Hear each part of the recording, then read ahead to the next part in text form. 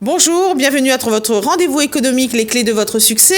Je rappelle les objectifs, encourager la création d'entreprises, permettre à tous de réaliser ses projets. Et créer son entreprise, c'est aussi lutter contre le chômage. Alors aujourd'hui, nous allons recevoir une association, l'association d'escrime. Et avant de ça, je vais dire qui je suis, parce qu'à chaque fois on me demande qui je suis. Je m'appelle Corinne Deflore, je suis diplômée de Sciences Po Paris. Je suis présidente de l'association Les Clés de votre succès, présidente de Football Club de Sainte-Clotilde, secrétaire de l'association Agora 60 La Table Ronde, et je suis professeure des écoles à Joinville. Et nous allons recevoir une association, l'Escrime, à Joinville. Le maître Richard Temara et Maël Denot. Bonjour. Bonjour. Bonjour. Donc vous allez vous présenter votre association. Oui, alors nous allons voir quelques images du club en même temps. Nous sommes le club du bas de la rivière, La Buse, qui a été créé en 1984 et donc accès à tout le monde. On reçoit nous voyons les images là. Voilà, c'est la salle de Redley que nous voyons actuellement avec des tireurs de tous âges qui s'entraînent. Donc on s'entraîne le lundi, mercredi, vendredi et nous pratiquons le fleuret et l'épée. Donc, alors, les fleurettistes, et puis après, il y a l'épée. Quand vous allez sur Internet, ceux qui regardent, ceux qui aiment l'escrime, on a des classements fleurettistes et épée, hommes, femmes. Voilà, il y a des compétitions au fleuret, des compétitions à l'épée, des compétitions au sabre. Vous pouvez faire la différence pour que ceux qui nous regardent comprennent ? Très rapidement, le fleuret, c'est l'arme d'étude, pour commencer, et qui a des conventions, avec une cible particulière qui est le buste. Voilà. Et les conventions, il y a une manière de tirer. Par contre, l'épée, c'est une arme d'assaut, une arme duel libre, où on peut toucher et avoir raison dès qu'on touche. Alors que le fleuret, c'est pas le cas. On peut faire un mauvais geste, où on n'a pas la priorité, on touche et ça ne compte pas. D'accord. On a 2 fleurettistes médaillés de bronze, je rappelle, Issaora Tibus et Alexandre Ediri. Oui, ce sont des tireurs dont on peut parler des copains d'entraînement de Maël. Oui, ce sont vos amis, vos copains ? Je les connais, oui, parce que des fois j'allais à l'INSEP quand j'étais au Pôle France et du coup je les ai vus. Et je rappelle qu'il est au Pôle France, Maël Denoc, et au Pôle France, il va commencer. Vous avez commencé à 5 ans, c'est ça ? Oui, ça, j'ai commencé l'escrime à 5 ans et depuis je m'entraîne toutes les semaines. On va regarder une petite vidéo, une grande vidéo, une belle vidéo. On peut parler de réussite sportive. Donc là, il est en train de... Vous pouvez commenter ? Le succès, c'est qu'en commençant à 5 ans et en travaillant bien à l'école, on travaille bien en sport et on arrive à très haut niveau. Donc là, moi, sur la vidéo, je suis à droite, là. Ici, c'était contre la Hongrie en petite finale des championnats d'Europe. Donc malheureusement, on a perdu cette petite finale. Mais bon, ce qui est intéressant sur ce match-là, c'est le fait qu'on n'a jamais lâché, que l'équipe a toujours été là. Et que du coup, on voit que l'escrime, c'est pas forcément un sport qui est forcément beaucoup physique, mais c'est plus mental et c'est vraiment un truc accessible à tous parce que il faut juste avoir des qualités qu'on peut mettre en avant, que ce soit aussi bien physique, stratégique ou tactique. Donc voilà, après la technique et tout ça, ça vient avec l'entraînement, mais on voit que c'est quand même accessible à tous. Donc là... Donc vous avez fini 4e, c'est ça ? 4e ? Ouais, Championnat d'Europe, c'est quand même... il manquait juste une petite pouce pour avoir une médaille. Ouais, c'est ça. Ouais, mais bon, c'est 4e quand même. On est fiers, hein. Bien entendu. L'île de la Réunion, hein. Bon, après, métropolitain également, mais bon, on est content aussi quand un Réunionnais si on réussit. lui avait dit à l'âge de 10 ans qu'il serait au championnat d'Europe, oui, non. Les gens nous regardent, ils disent c'est quoi, mais donc... c'est beaucoup d'entraînement. Oui, c'est vraiment beaucoup d'entraînement. Parlez-nous comment vous avez fait pour réussir à ce niveau, déjà. Moi, au tout début, j'étais pas forcément très doué à l'escrime, j'avais pas forcément beaucoup de talent. Mais j'ai compris au bout d'un moment que c'était par le plaisir que j'allais progresser. Et du coup, ce qui a fait que...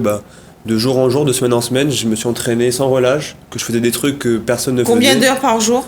Par jour, c'était à peu près 1h30. 1h30 quand même ? Sur la semaine, c'était une dizaine d'heures à peu près. 10 heures, oui. Et donc pour ceux qui nous regardent, qui veulent faire de l'escrime, c'est accessible à tous.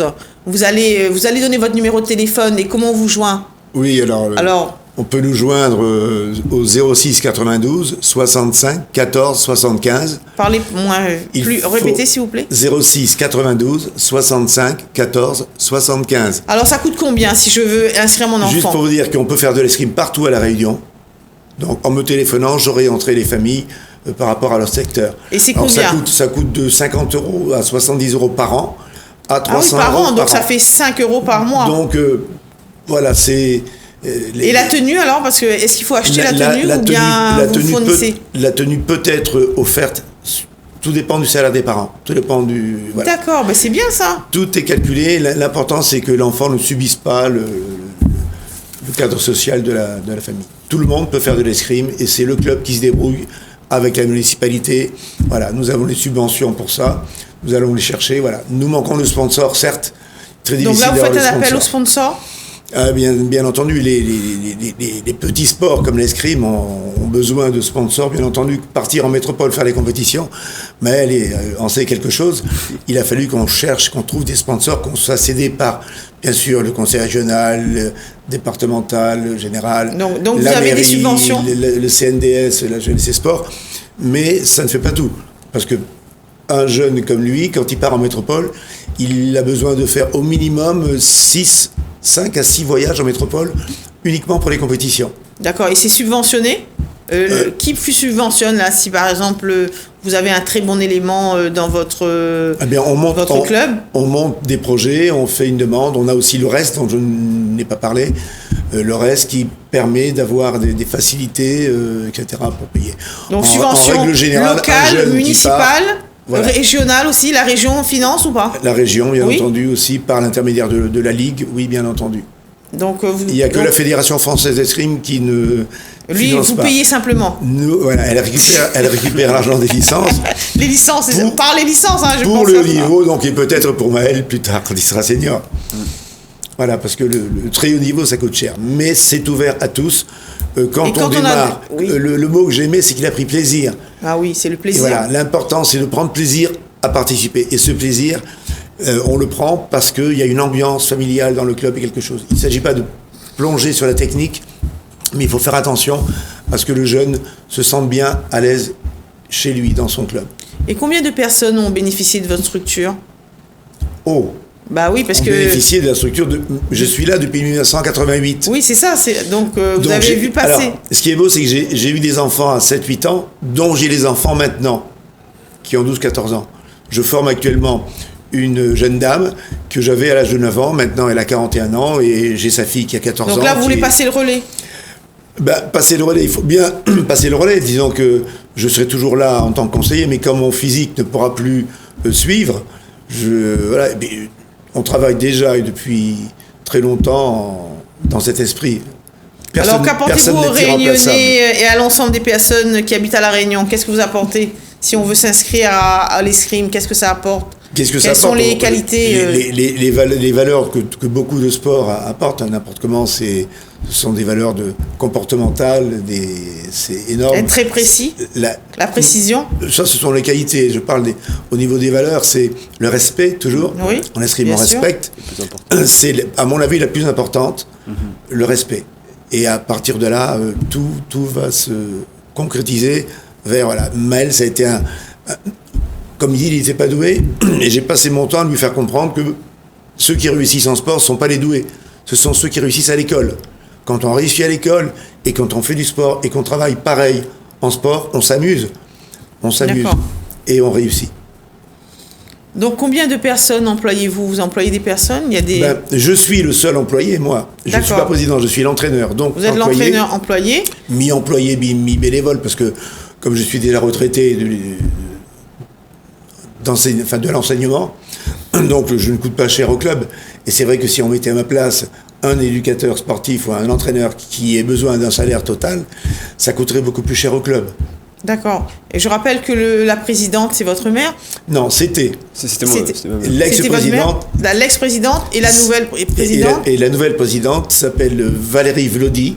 Elle n'a pas pu venir aujourd'hui? Non, puisqu'elle travaille. Elle travaille à la mairie Saint-Denis, et elle pratique l'escrime. Elle a commencé en loisir, ça lui a plu, elle a trouvé ça magnifique, et elle tient justement à passer le message à la mairie de savoir que dans un quartier comme le bas de la rivière, on peut faire de l'escrime à tout âge et pour tout le monde.